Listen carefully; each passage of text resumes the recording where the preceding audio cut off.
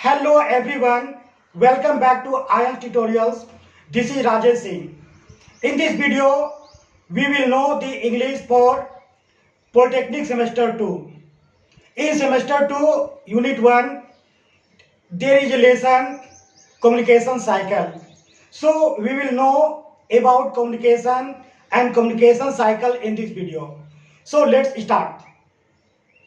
Communication is a process that necessitates the use of both verbal and non-verbal methods for transmitting and receiving messages. Communication is a two-way means of exchanging knowledge in the form of thoughts, views, and ideas between two or more individuals with the objectives of developing understanding. The communication cycle is a mechanism wherein one person transmits a message which goes through a resistance chain. The sender transmits a message and the recipients get it and returns it to the sender with feedback.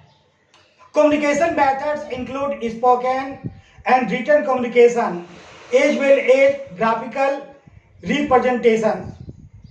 Now let's know components of communication cycle. First, sender.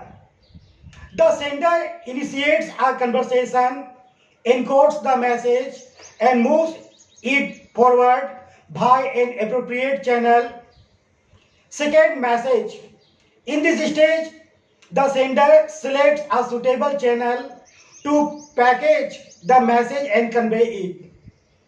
Third is medium for the message. The medium that exists between the sender and the receiver affects the communication. And next, that is noise. Language barriers as well as other conventions such as traditions or cultures might become inflexible in the sender's communication process. These barriers can result in an incomplete communication cycle and improper encoding and decoding. Receiver. The receiver receives the package and denotes the package. Next is feedback. Feedback is needed to complete the cycle. The decoded message from the receiver is validated and the resultant feedback is sent back to the sender. Thank you friends for watching this video. See you next video.